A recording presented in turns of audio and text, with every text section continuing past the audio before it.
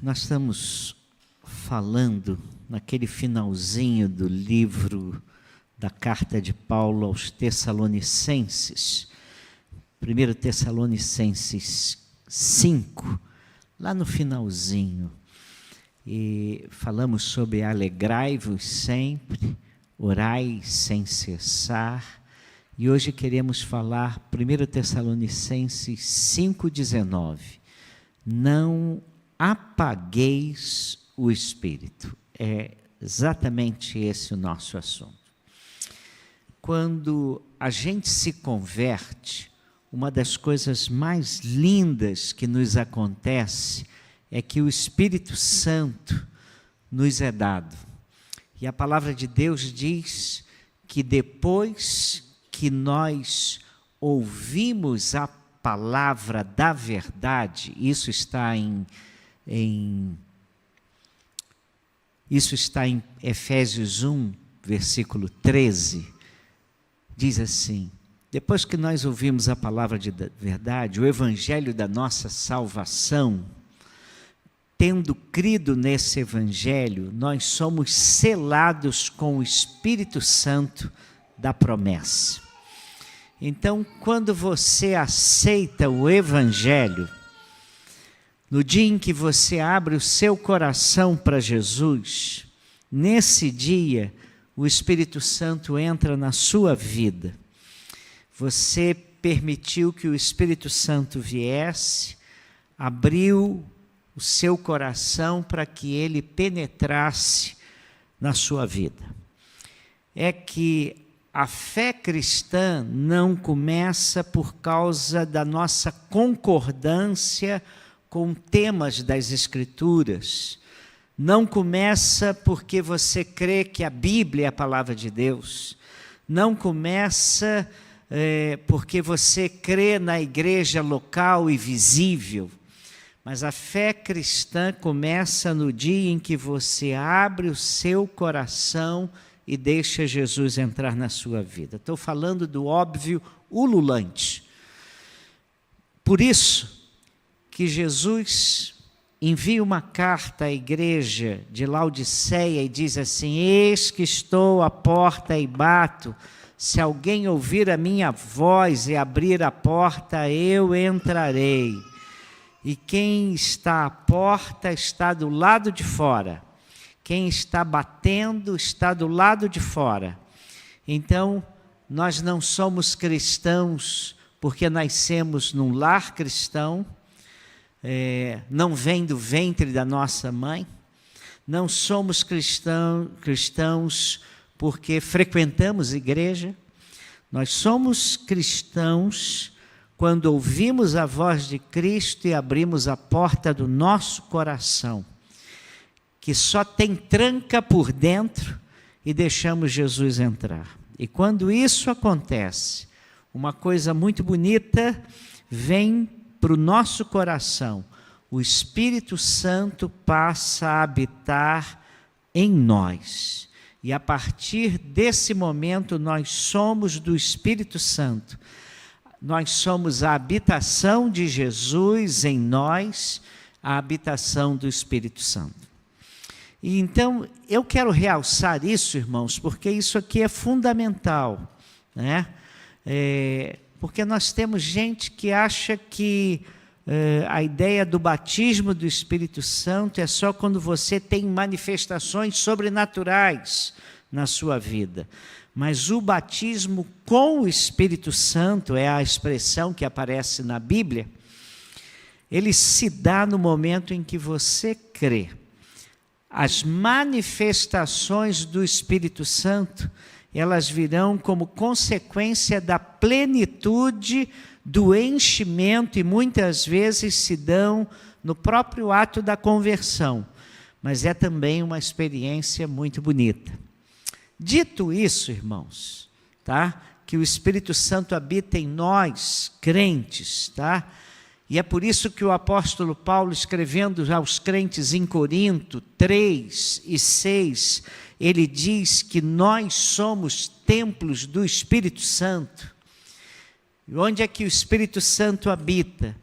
Ele habita dentro desse templo que é o nosso corpo, que é o meu corpo, é o seu corpo, se você é de Jesus, tá? A Bíblia diz que Deus não habita em templos feitos por mãos humanas. Deus não habita aqui, ó. Deus só habita na sua vida se ela é de Jesus.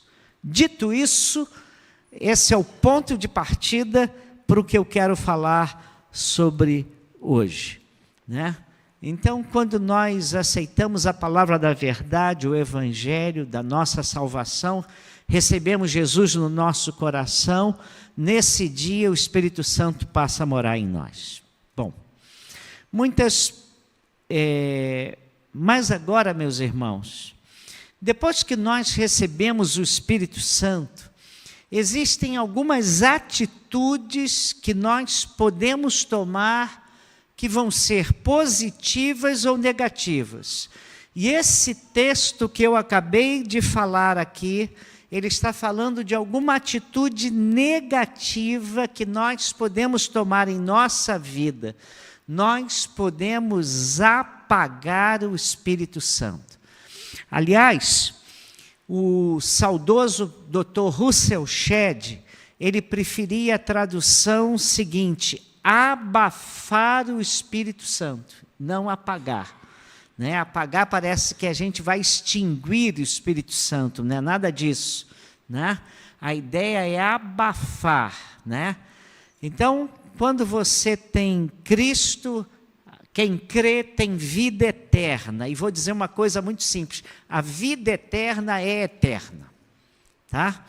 Bom, dito isso, como é que nós podemos abafar o Espírito Santo?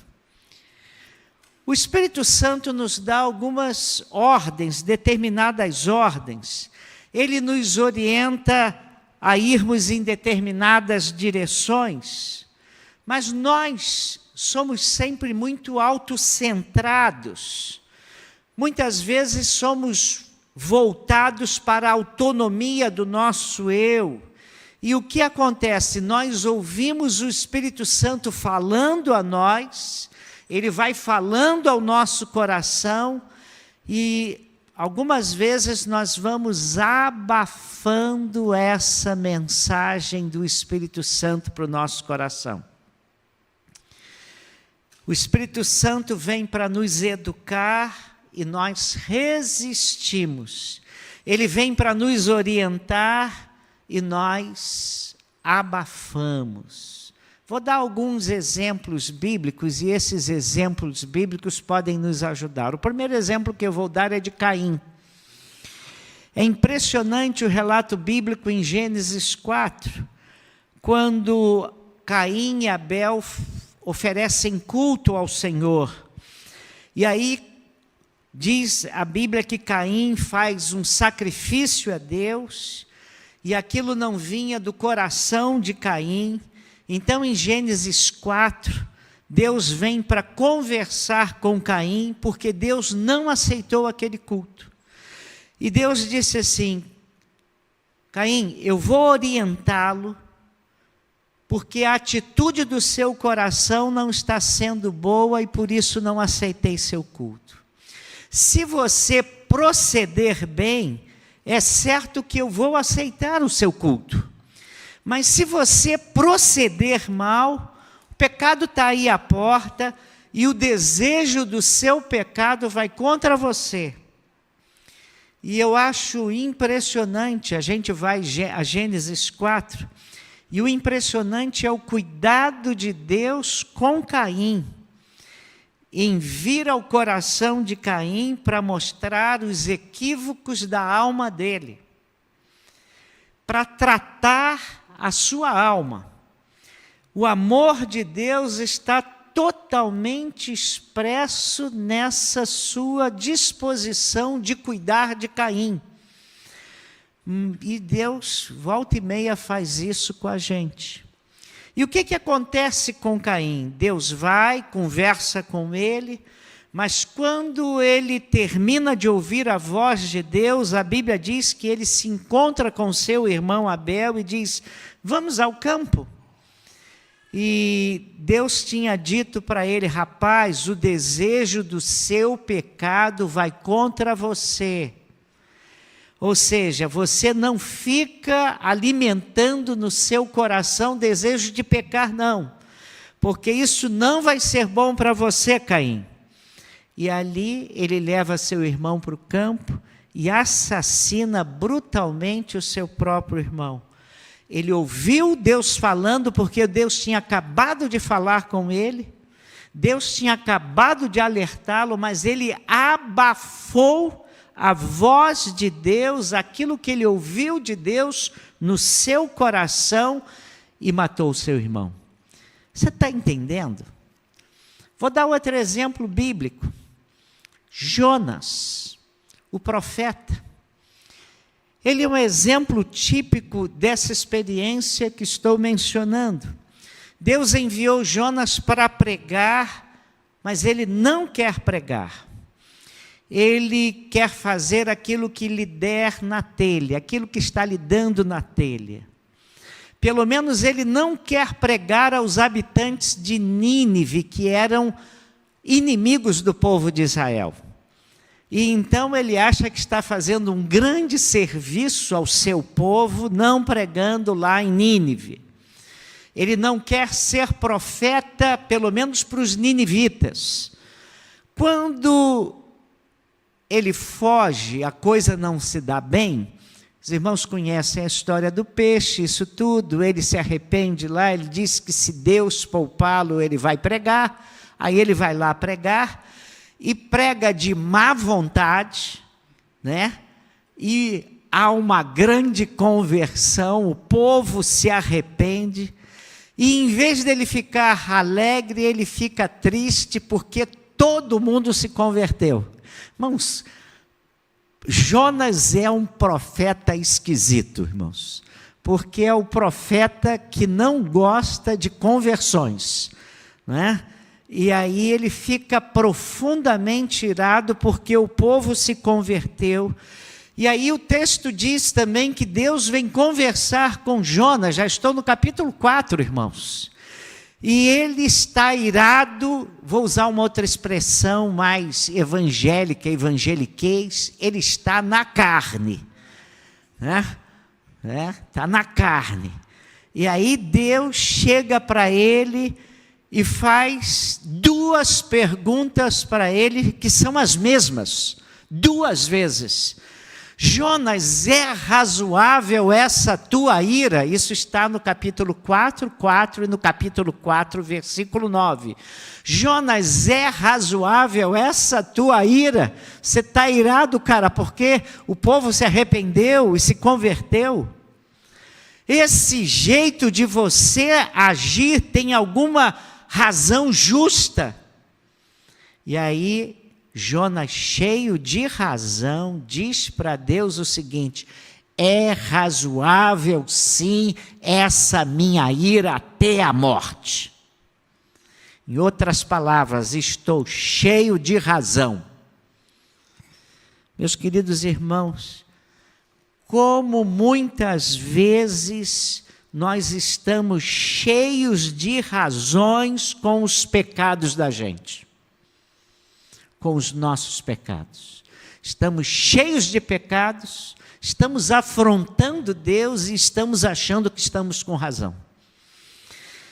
Como a gente acha que está cheio de razão diante da palavra e do convencimento do Espírito Santo. E aí o que é que a gente faz? A gente faz pirraça de crente, a gente abafa a voz do Espírito de Deus. Foi exatamente isso que Jonas fez. E é interessante que a gente não sabe o que aconteceu com Jonas. A gente não sabe na Bíblia qual é o resto da história de Jonas. Mas eu vou caminhar um pouco. Estou falando de gente resistindo ao Espírito Santo. Aí eu vou a Atos 7. Em Atos 7, Estevão tem oportunidade de ir ao Sinédrio. E lá ele vai ser julgado e nós sabemos que ele foi condenado. Ele foi apedrejado. Mas antes dele ser apedrejado, o primeiro mártir do cristianismo, ele vai falar aquelas autoridades judaicas, que eram as detentoras das alianças e das promessas de Deus. E ele começa a falar aos mais altos representantes da religiosidade judaica, que deveriam ser os guardiães da verdade de Deus. E aí, Estevão começa a resumir a história do povo de Israel. E quando chega no versículo 51 de Atos 7, olha o que ele diz. Vou dar versão tradicional e a versão da NVI. Olha o que ele diz na versão tradicional. Homens de dura cerviz, falando para o Sinédrio, homens de dura cerviz e incircuncisos de coração e ouvido, vós sempre resistis ao Espírito Santo, assim vós sois como vossos pais. Aí numa linguagem mais atual, na NVI, olha o que ele diz. Povo rebelde, está falando para o Sinédrio, obstinado de coração e de ouvidos, vocês são iguais aos seus antepassados, sempre resistem ao Espírito Santo. Irmãos, e a Bíblia diz que aqueles homens ouvem Estevão falar assim, começaram a ranger os dentes, com ódio de Estevão. Então, a gente começa a perceber que Billy Graham estava com muita razão quando disse que nós podemos nos tornar religiosos o suficiente para nunca mais sermos cristãos e para nunca mais ouvirmos a voz de Deus no nosso coração. Você se torna um cristão religioso e você é tão religioso que é incapaz de ouvir a voz do Espírito Santo de Deus no seu coração, porque você está religioso demais. É por isso que a Bíblia diz, lá, o escritor aos Hebreus, no capítulo 4, versículo 7, hoje, se ouvirdes a voz do Senhor, não endureçais os vossos corações, como fizeram os vossos pais em Meribá. Nós muitas vezes abafamos a voz do Espírito Santo, esse Espírito que nos foi dado quando abrimos o nosso coração para Jesus. Deus nos deu o Espírito Santo quando cremos. Nós o recebemos em nosso coração, o acolhemos pela fé. E o que fazemos com ele? Muitas vezes abafamos, nós o resistimos, irmãos. Mas aproveitar que já exemplifiquei para os irmãos, como é que nós podemos abafar o Espírito Santo. Eu posso também dizer que a Bíblia usa outras expressões. E em Efésios 4:30, o apóstolo Paulo diz aos crentes em Éfeso e diz a nós, não entristeçais o Espírito de Deus, no qual fostes selados para o dia da redenção. Irmãos, olha que promessa em Efésios 4:30. Ele diz o seguinte, que nós fomos selados para o dia da redenção. E até o dia da nossa morte. Então, não entristeçam o Espírito Santo. E como é que nós podemos entristecer o Espírito Santo? Eu acho esse texto de Efésios 4:30 muito fácil da gente aprender como a gente pode entristecer o Espírito Santo. Se a gente começar a lê-lo a partir do versículo 25, a gente vai ter pistas de como nós entristecemos o Espírito Santo. Olha só, eu vou ler para os irmãos, na minha versão, as palavras do apóstolo Paulo em Efésios 4, de 25 a 30, e elas dizem assim, olha, Por isso, abandonai a mentira, cada um fale a verdade com o seu próximo, pois somos membros uns dos outros. Quando sentirdes raiva, não pequeis, e não conserveis a vossa raiva até o pôr do sol, nem deis lugar ao diabo. Aquele que roubava, não roube mais, pelo contrário, trabalhe, fazendo com as mãos o que é bom, para que tenha o que repartir com quem está passando necessidade. Não saia da vossa boca nenhuma palavra que cause destruição, mas só que seja boa para a necessária edificação, a fim de que transmita graça aos que a ouvem. Não entristeçais o Espírito Santo, com o qual fostes selados para o dia da redenção. Eu acho que esse texto nos dá pistas para nós sabermos como nós entristecemos o Espírito Santo. E ele começa dizendo o seguinte, na versão tradicional: deixando a mentira, fale cada um a verdade com o seu próximo. Meus irmãos, nós podemos entristecer o Espírito Santo quando nós vivemos uma vida de mentira. Quando vivemos uma vida de mentira, quando a mentira se torna um hábito no nosso coração, na nossa língua.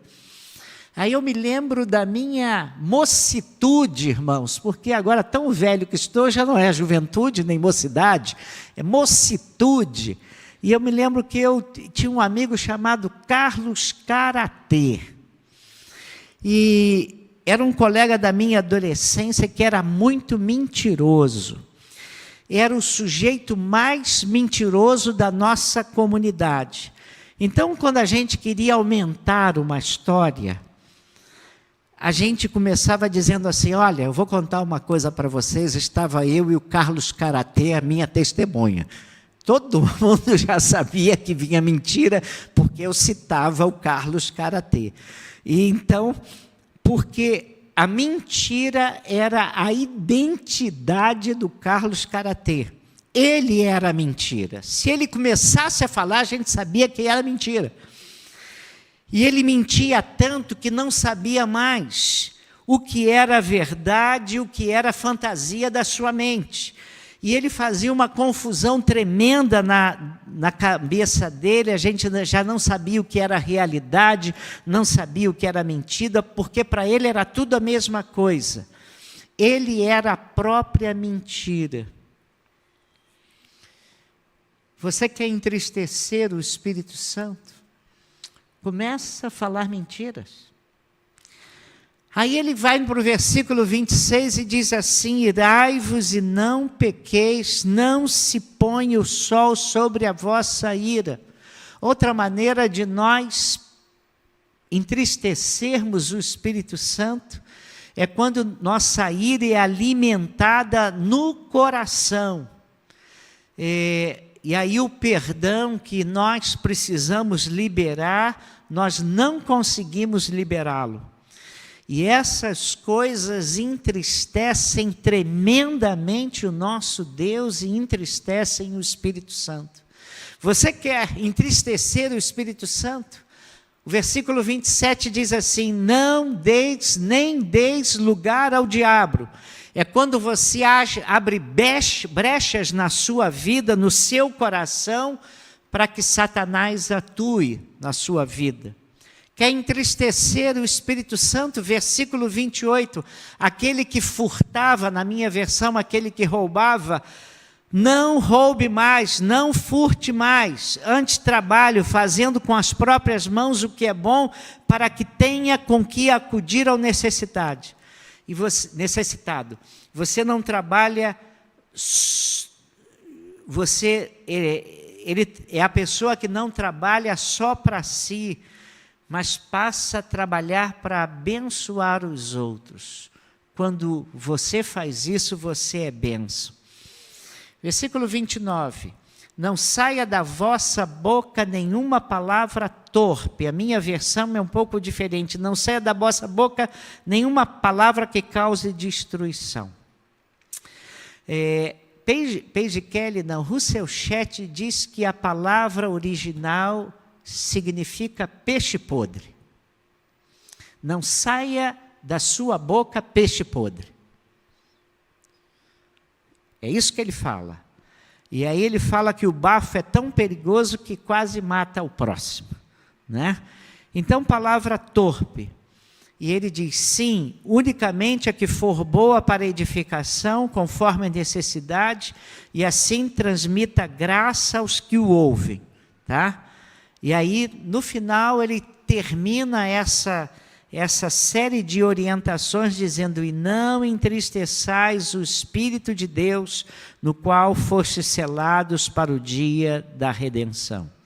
Nós vamos entristecendo o Espírito tantas vezes na nossa vida, dando lugar ao diabo, cultivando ira no coração, resistindo, se opondo a Deus, a nossa boca fica suja, e aí nós desprezamos a voz do Espírito Santo no nosso coração e abafamos a sua voz. Então, quando vamos vivendo a nossa vida, ouvindo o Espírito, mas não damos atenção ao que o Espírito nos fala, nós podemos cair numa situação de embrutecimento da nossa alma. E vou dizer uma coisa para os irmãos, e os irmãos não se assustem. Bons religiosos podem se tornar profundamente embrutecidos.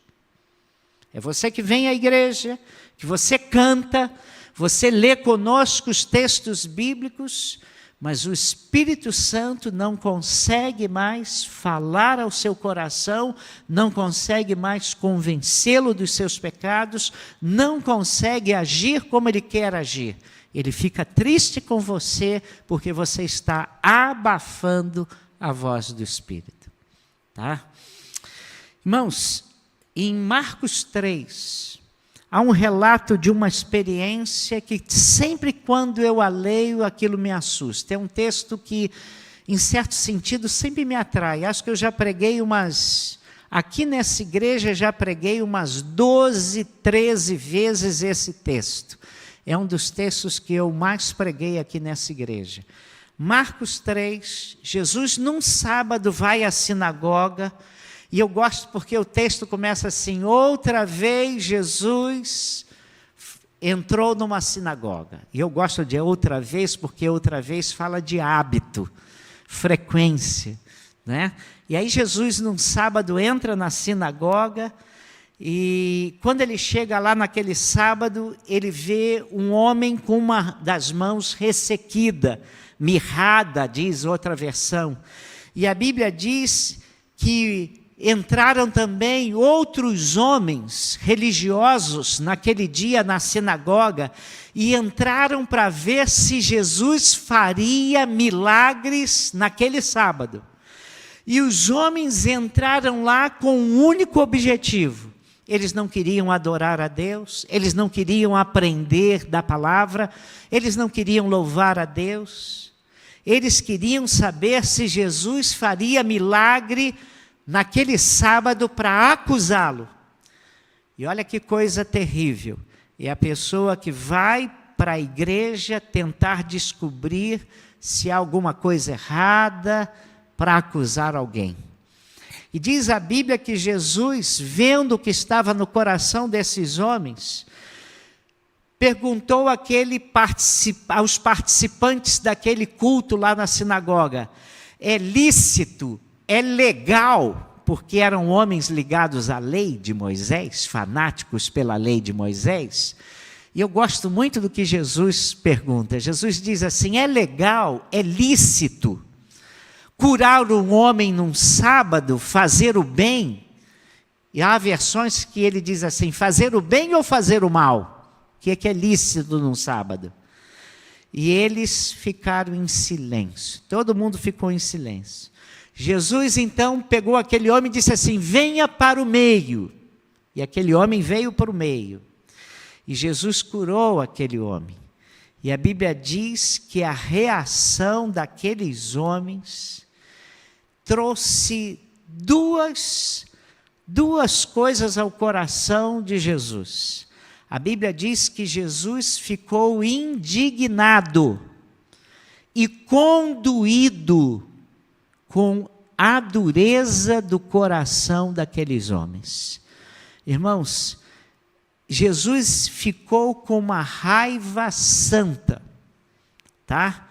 E aquilo trouxe uma dor no peito de Jesus. Ver aqueles homens entrando num templo, não para adorar, não para aprender de Deus, mas com o coração completamente endurecido. Estava tão endurecido que eles logo se reuniram num conluio com pessoas totalmente opostas ao que eles criam, os herodianos, e eles começam a tramar como eles iam matar Jesus. No sábado não podia curar um homem que tinha uma necessidade, mas no sábado eles podiam tramar a morte de um homem justo. Está entendendo? Quando o nosso coração vai ficando duro para as coisas de Deus. Você pode ser um bom religioso e ter o seu coração se abafando, impedindo a voz do Espírito Santo agir no seu coração. Eu fico pensando em como Deus às vezes fica tentando dizer coisa para a gente e nós ficamos endurecendo o nosso coração.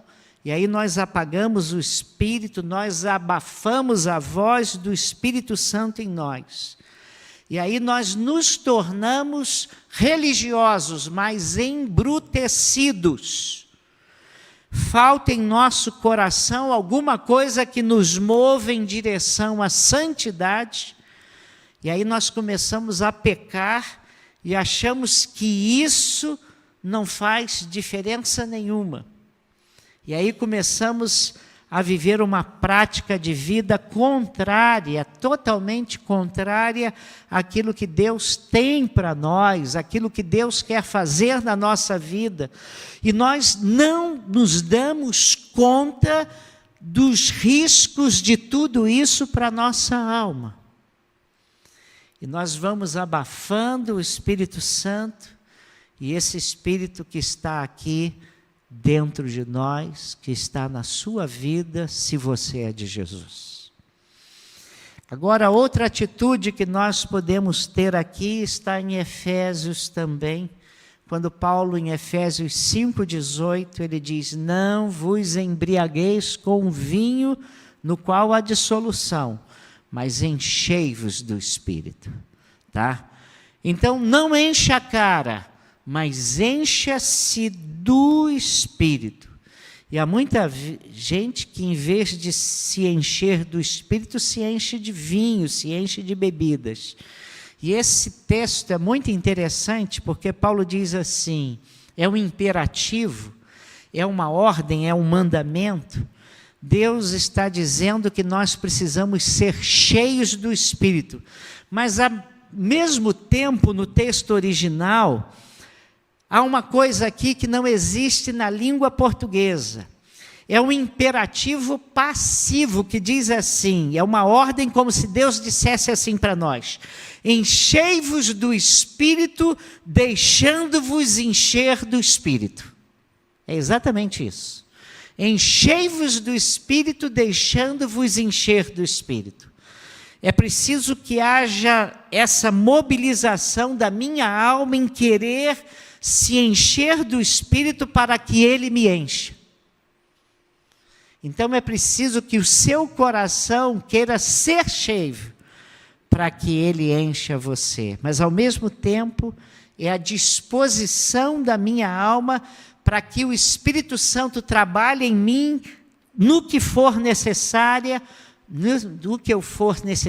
para que eu seja inteiramente dele.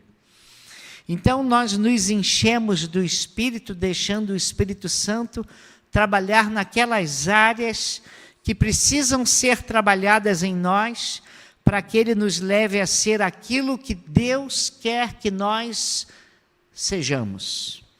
E assim nós vamos nos tornar um vaso, um instrumento para sermos usados pelo Espírito, porque nós queremos que o Espírito Santo nos use.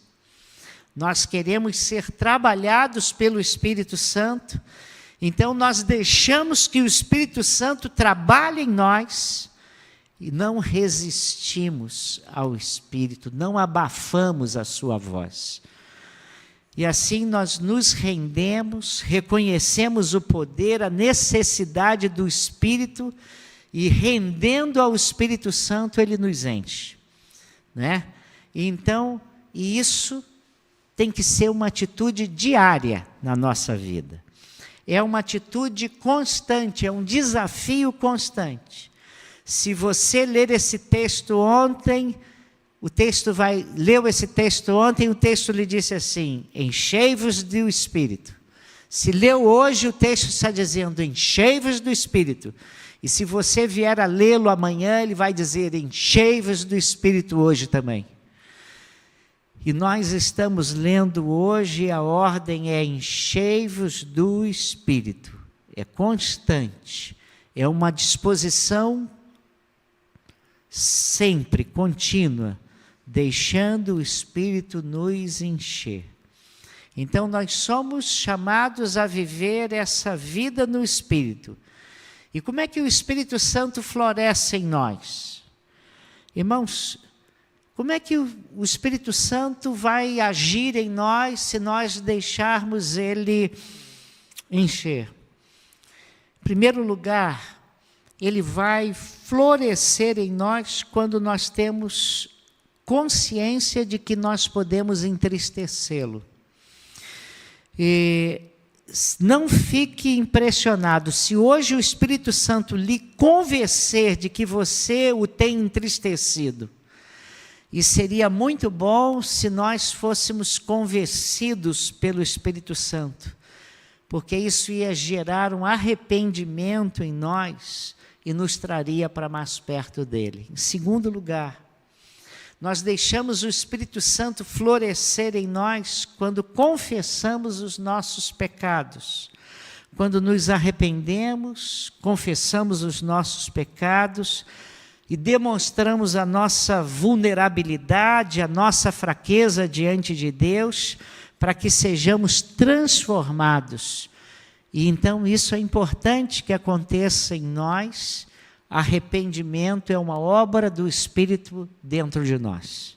Terceiro lugar, o Espírito Santo pode florescer em nós quando nós desenvolvemos práticas cristãs simples que muitas vezes começamos a negligenciar na nossa vida. Já contei para os irmãos que uma vez estava ouvindo John Stott pessoalmente, foi um dos grandes privilégios da minha vida, e houve um momento de perguntas e respostas. Aí um pastor fez a pergunta que eu gostaria de ter feito: qual é o segredo para a sua vida tão significativa e o irmão ser uma inspiração tão grande para tantos pastores, para tanta gente na fé cristã? Aí eu falei: cara, é isso aí que eu queria saber mesmo. Peguei meu lápis, minha caneta, papel, falei: é hoje que eu vou aprender a ser um crente bom. Aí ele disse assim: é muito simples. Todos os dias eu leio a Bíblia, devocionalmente. Eu falei: isso aqui eu já sei. Todos os dias eu passo um tempo em oração devocionalmente. Terceiro lugar, sempre que posso vou à igreja. E quarto lugar, sempre que estou na igreja e há celebração da ceia do Senhor, eu participo da ceia. Os 4 segredos desse homem, irmãos. Estou passando para os irmãos, anotem aí. São segredos de John Stott, irmãos. Tá? São segredos para nós. Eu comecei a anotar e eu falei: isso aí eu sei. Isso aí eu sei. E ele disse que o segredo da vitalidade, da espiritualidade dele, é que ele levava as coisas de Deus a sério. Ele tinha tempo para Deus todos os dias. Ele tinha tempo para oração, ele tinha tempo para a Bíblia. E aí eu me lembro, irmãos, que houve um tempo na minha casa que eu convivi com o pastor Samuel Mitch. E eu acordava cedo para orar. E quando eu acordava cedo para orar, o pastor Samuel Mitch já estava orando há umas 2 horas. Eu me sentia pequenininho no tamanho do botão diante daquele homem. Mas aquele homem era um homem de oração, aquele homem andava perto de Deus. E conviver aqueles 4 meses com o pastor Samuel Mitch foi uma grande bênção. Ele se tornou um pai espiritual na minha vida. Ele se tornou um mentor espiritual, uma referência espiritual para a minha vida. Foi um presente que Deus me deu. Durante 4 meses, ter Samuel Mitch e Marlene Mitch lá na nossa casa. Vida com Deus. Encher-se do Espírito. Submissão à voz de Deus. Querer estar perto de Deus. Era isso, irmãos. Então, você quer se encher do Espírito Santo? Tá? Então, diga ao Espírito Santo: eu quero ser transformado. Ó Deus, na medida em que eu for lendo a sua palavra, Senhor, me revele, Senhor, se revele a mim, e o Senhor me transforme, Senhor. Eu quero que o Senhor me mostre onde é que eu devo andar. Eu quero que o Senhor me ajude a corrigir as minhas rotas erradas, porque às vezes eu pego os outros caminhos, porque eu sou um tolo. E a Bíblia diz que o Filho do Homem veio buscar e salvar o que estava perdido. E o Espírito Santo tem prazer em nos orientar, irmãos. Então, meus amados, na medida em que nós vamos nos aproximando de Deus, nós vamos deixando o Espírito Santo florescendo em nossa vida, Ele vai tomando conta do nosso coração, Ele vai tomando conta dos nossos pensamentos, Ele vai orientando os nossos passos, Ele vai nos abençoando. Porque se nós não fizermos isso, o que vai acontecendo? Nós vamos ouvindo a voz do Espírito e vamos abafando. E não vamos deixando que o Espírito Santo floresça em nós. E aí a gente vai ignorando a voz do Espírito, a gente vai deixando para depois, a gente vai resistindo, a gente vai rejeitando, a gente vai delicadamente se opondo. E aí vamos ficando com o coração afastado, daqui a pouco estamos com o coração embrutecido para Deus, embora sejamos religiosos. Nós, irmãos, podemos ser bons religiosos, e a Bíblia está cheia de exemplo, mas não andarmos com Deus.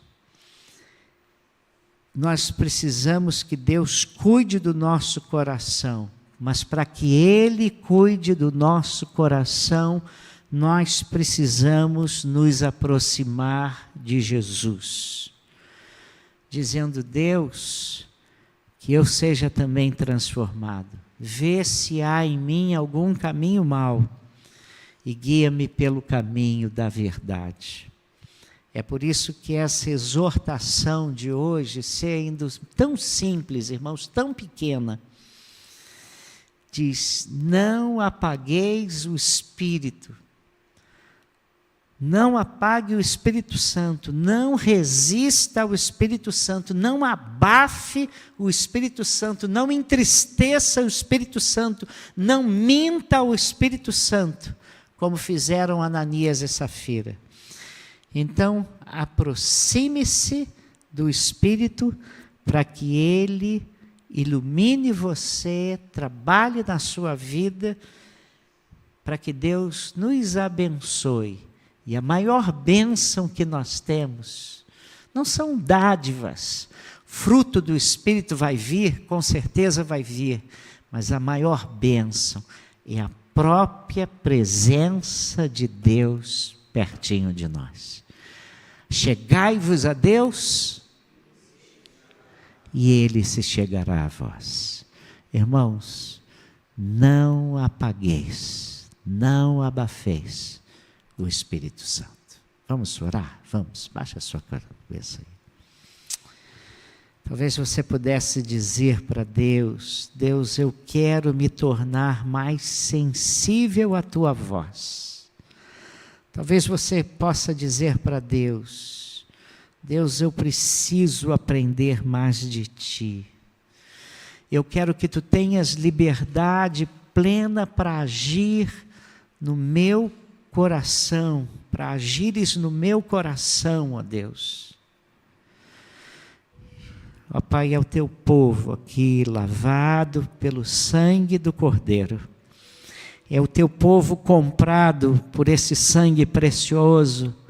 Não foi prata nem ouro que nos trouxe para ti, ó Deus. Tu sabes do nosso desejo de que o Espírito Santo esteja dia a dia nos enchendo, nos transformando, moldando-nos para nos sermos parecidos com o teu Filho Jesus. Tu sabes, Pai querido, que nós somos muitas vezes tão arrogantes, tão cheios de nós mesmos, tão autossuficientes, que nós endurecemos, desprezamos e resistimos ao teu Espírito. Abafamos a voz do teu Espírito em nós, com pecados, com atitudes, com descaso, com indiferença. Ó Deus, perdoa o nosso pecado. E nós queremos apresentar ao Senhor o desejo de que floresça em nós, através do teu Espírito Santo, uma vida pertinho do Senhor. Obrigado porque o Senhor enviou para nós o teu Espírito para nos guiar em toda a verdade.